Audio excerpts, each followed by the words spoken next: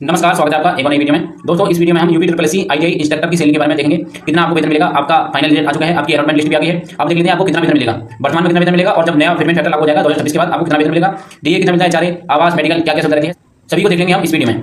ये जो वीडियो है आईटीआई इंस्ट्रक्टर सैलरी के बारे में होने वाला है।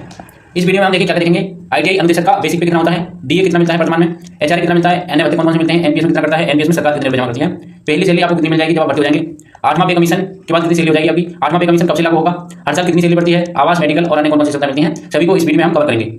आगे बढ़ते हैं। सबसे पहले देखेंगे आईटीआई अनुदेशक का बेसिक पे कितना है। देखिए लेवल 6 की नौकरी है, इसका जो ग्रेड भी है 42 ग्रेड पे है, 42 ग्रेड पे की नौकरी है। इसका बेसिक पे बनता है 35,400, 35,400 आपका बेसिक पे बनेगा। इसी पे आपके सारे भत्ते वगैरह कैलकुलेट होते हैं, डीए वगैरह। अब देख लेते हैं डीए कितना मिलता है। सबसे पहले जान लीजिए डीए 1/1/25 के अनुसार मैं बताऊंगा आपको, 1 जनवरी 2025 के अनुसार। ये जो डीए है हर 6 महीने में बदलता है, 1 जनवरी को और 1 जुलाई को। वर्तमान में 1 जनवरी 2025 के अनुसार डीए चल रहा है 55%, यानी कि बेसिक पे का 55% आपको डीए मिलता है। आपका बेसिक पे कितना है 35,400, 35,400 का 55% निकालेंगे तो आपका जो डीए बनेगा महंगाई भत्ता बनेगा 19,470। ठीक है, आपको बेसिक पे हो गया 35,400, इसमें जुड़ जाते हैं 19,470 रुपए महंगाई ग्रुप में, डीए ग्रुप में। ठीक है, अब देख लेते हैं एचआर कितना मिलता है। एचआर सिटी के अनुसार मिलता है, सिटी के ऊपर डिपेंड करता है। एचआर 3 प्रकार की सिटी होती है, ए सिटी, ए क्लास की, बी क्लास और सी क्लास। फर्स्ट क्लास देखिए लखनऊ, कानपुर, मेरठ, सहारनपुर, बरेली, इलाहाबाद, वाराणसी, आगरा, गोरखपुर, नोएडा, गाजियाबाद, अलीगढ़, फिरोजाबाद, झांसी, मुरादाबाद। ठीक है, इनके जो शहरी क्षेत्र होते हैं वह इसमें आते हैं ए श्रेणी में। ठीक है, ध्यान है इनके जो शहरी क्षेत्र रहेंगे। ठीक है, ऐसा नहीं कि पूरा मुरादाबाद पूरा जिला ए श्रेणी में आ जाएगा, ए श्रेणी में नहीं आएगा। जो इसका शहरी इलाका होगा वह ए श्रेणी में आएगा, जो इसकी दूर की तहसील वगैरह होंगी वो वह या सी श्रेणी में आएंगे। वह श्रेणी में देखिए ये आते हैं बड़े शहर, नजीबाबाद, नगीना, चांदपुर, चनौसी, देवबंद, रुड़की, कैराना, बड़ौद, ये आप देख सकते हैं। इसी तरीके से स श्रेणी में जो ऊपर नहीं आए हैं ए और वह श्रेणी में वह स श्रेणी में आएंगे बच्चे हुए सभी क्षेत्र। ठीक है, नगरीय और ग्रामीण क्षेत्र। कुल मिलाकर बात इतनी है, तीन प्रकार से फर्स्ट क्लास, सेकंड क्लास और third class. First class city में 4,040 रुपये आपको एचआर मिलेगा, 6 लेवल की नौकरी, यानी कि 42 ग्रेड पेपर। ठीक है, जो कि आपका 42 ग्रेड पे है। सेकंड क्लास में 2,020 रुपये मिलेगा, 2,020 रुपये सेकंड क्लास के लिए। थर्ड क्लास के लिए 1,340 रुपये। ठीक है, थर्ड क्लास के लिए 1,340 रुपये, फर्स्ट क्लास, सेकंड क्लास और थर्ड क्लास। ठीक है, आवास देखिए अगर आप यहाँ पे जहाँ भी आपकी पोस्टिंग होगी वहाँ पर आवास उपलब्ध है तो आपको आवास मिल जाएगा, उस कंडीशन में एचआर नहीं मिलेगा। आवास उपलब्ध नहीं है तो आपको एचआर मिल जाएगा, आपको फॉर्म भर के देना होता है, नाइट पास वगैरह, तो आपको एचआर मिल जाता है। अगर आप आवास ले लेंगे तो आपको उस कंडीशन में एचआर नहीं मिलता है। आप दोनों में से एक चीज यूज कर सकते हैं। मेडिकल की क्या सुविधा रहती है, देखिए उत्तर प्रदेश गवर्नमेंट ने सभी राज्य कर्मचारियों के लिए एक योजना चला रखी है, पंडित दीनदयाल उपाध्याय राज्य कर्मचारी कैशलेस चिकित्सा योजना। इस योजना के अंतर्गत आप और आपका परिवार में आपके आश्रित जो भी हैं, आप आपके माता पिता, आपकी बीवी, आपके बच्चे, ठीक है, पूरे आपका परिवार मिलकर 5 लाख रुपए तक का इलाज करा सकते हैं किसी भी निजी अस्पताल में, किसी भी नहीं सॉरी जो पैनल में अस्पताल है, आपकी जिले के अच्छे अस्पताल पैनल में है। ठीक है, जो हॉस्पिटल इस योजना के अंतर्गत रजिस्टर होगा उस हॉस्पिटल में जाकर 5 लाख रुपए तक का इलाज करा सकते हैं एक साल में, आप और आपका परिवार मिलकर। चाहे तो एक लोग यूज कर ले, चाहे पूरा परिवार मिलकर यूज कर ले, 5 लाख रुपए तक की लिमिट है। अगर यही आप इलाज सरकारी हॉस्पिटल में कराते हैं तो आपको कोई लिमिट नहीं है, चाहे आप 5 लाख कराएं, 10 लाख कराएं, चाहे करोड़ कराएं, कोई लिमिट नहीं है सरकारी अस्पताल के लिए। प्राइवेट अस्पताल के लिए 5 लाख रुपए तक की लिमिट है एक साल के लिए प्रति परिवार। जैसे ही एक साल खत्म होगा अगले साल फिर 5 लाख रुपए तक इलाज करा सकते हैं, तो ये चलता रहेगा। आप और आपका परिवार मिलकर, ये सुविधा पूरे उत्तर प्रदेश में है। इसका कार्ड बनता है, कार्ड को दिखा के आप ऑनलाइन आवेदन कर सकते हैं और अपना इलाज करा सकते हैं बिना कोई रुपया दिए, कैशलेस। इसमें एक अलाउंस और मिलता है, सिटी कंपनसेटरी अलाउंस। ठीक है, सीसी जैसे बोलते हैं, इसमें 500 रुपये मिलते हैं सभी को। जब आप भर्ती हो जाएंगे तो आपके वेतन में सीसी जुड़ जाएगा 500 रुपये। कर्मचारी के वेतन से एनपीएस कितना करता है, देखिए आपके बेसिक और डीए का 10% आपके एनपीएस अकाउंट में जमा होता है प्रति माह। ठीक है, आपका 35,400 हो गया आपका बेसिक, उसका 55% डीए। ठीक है, उन दोनों जोड़ देंगे तो आपका 10% एनपीएस में जाएगा। अब देखिए एनपीएस अकाउंट में सरकार कितने जमा करती है, तो आपसे तो लिया है 10%। ठीक है, बेसिक प्लस डी का, और बेसिक प्लस डी का सरकार देती है 14%। ठीक है, बेसिक प्लस डी का सरकार 14% देती है, आपसे 10% लेती है, तो आपका जो कुल मिलाकर प्रति माह एनपीएस अकाउंट में जाते हैं बेसिक प्लस डी का 24% रुपये आपके एनपीएस अकाउंट में जमा हो जाते हैं। अब देख लेते हैं आईटीआई अनुदेशक को पहली सैलरी कितनी मिलेगी। अब आप भर्ती हो गए हैं, आपका अंतिम रिजल्ट आ चुका है, अलॉटमेंट भी हो गया आपको रिजल्ट। ठीक है, कौन कौन से आईटीआई आपको मिले हैं। अब आप भर्ती हो गए हैं तो आपको कितना वेतन मिलेगा, पहला फर्स्ट क्लास सिटी के अनुसार, सेकंड क्लास सिटी के अनुसार और थर्ड क्लास सिटी के अनुसार। ठीक है, इसका देखिए बेसिक 35,400 सभी में सेम रहेगा, फर्स्ट क्लास, सेकंड क्लास और थर्ड क्लास। ठीक है, इसी तरीके से डीए 19,470 फर्क देखिए यहाँ पे आता है एचआरए 4,040 मिलेगा फर्स्ट क्लास में, सेकंड क्लास में 2,020 मिलेगा और थर्ड क्लास में 1,340 मिलेगा। सीसीए सबको बराबर मिलेगा, 500 रुपये मिलते हैं।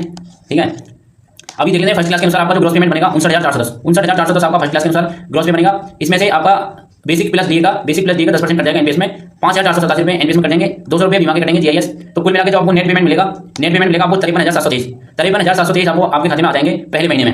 ठीक है, हो सकता है कि आपके पहले महीने में इतनी ही सैलरी आ जाए। ठीक है, क्योंकि पहले महीने से एनपीएस वगैरह के फॉर्म वगैरह नहीं अप्लाई हो पाते हैं, अकाउंट नहीं खुल पाता है, तो ज्यादा चांस है कि आपके 59,410 रुपये, आपके 59,410 में से 200 घटा के आपका पहला पेमेंट मिल सकता है। अगर एनपीएस अकाउंट खुल जाता है तो आपको 53,723 आने ही आने हैं।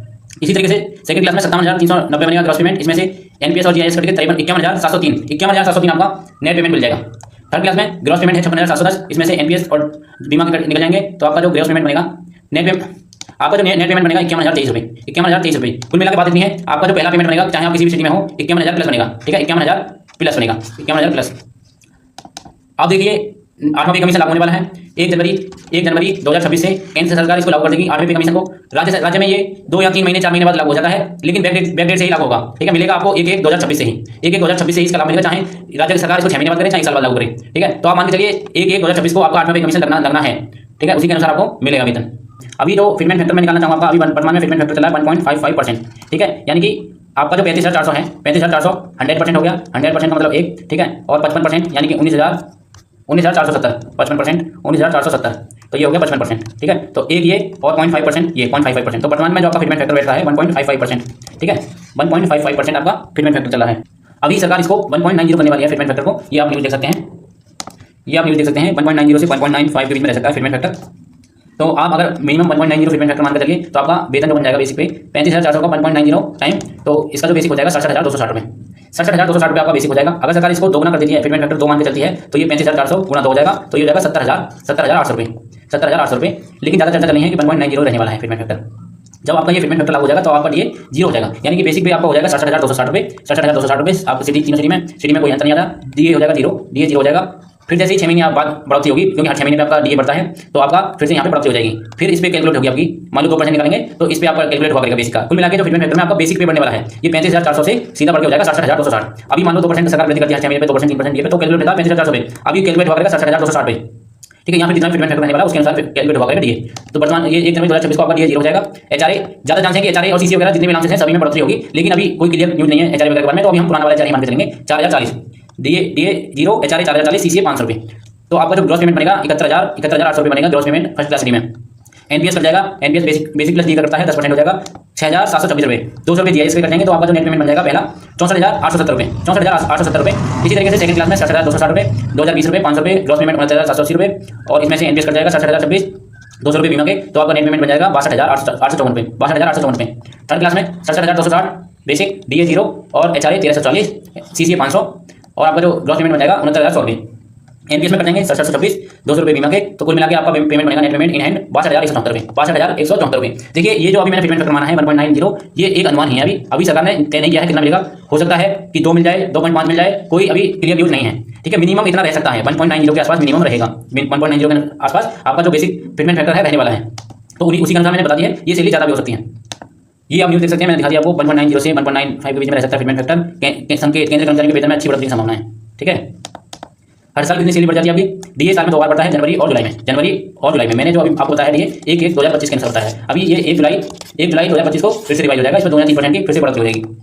साल में एक बार बेसिक पे बढ़ता है, यानी कि आपका इंक्रीमेंट लगता है, वह भी जनवरी या जुलाई में लगता है, ठीक है। या तो जनवरी में या जुलाई में, ये आपकी ज्वाइनिंग पर डिपेंड करता है, या तो जनवरी में लगेगा या जुलाई में। ये टोटली आपकी ज्वाइनिंग पर डिपेंड करेगा, ये आपके हाथ में नहीं रहता है। लेकिन डीए फिर से जनवरी और जुलाई में हर बार बढ़ेगा, जनवरी में भी जुलाई में भी 2 या 3%, 4% जितना भी सरकार चाहे उतना बढ़ती है। अगर कोई गलती हो जाए करे वीडियो में तो उसको बता दिया करें, मैं आगे से उसमें सुधार करूँगा। कोई सवाल हुआ करे, कोई सुझाव हुआ करे तो आप जरूर कमेंट में लिखा करें, जिससे और इंप्रूव करने में मदद मिलेगी मुझे। लाइक कर दिया करें वीडियो को, कमेंट कर दिया करें, शेयर कर दिया करें और चैनल को सब्सक्राइब कर लें। धन्यवाद।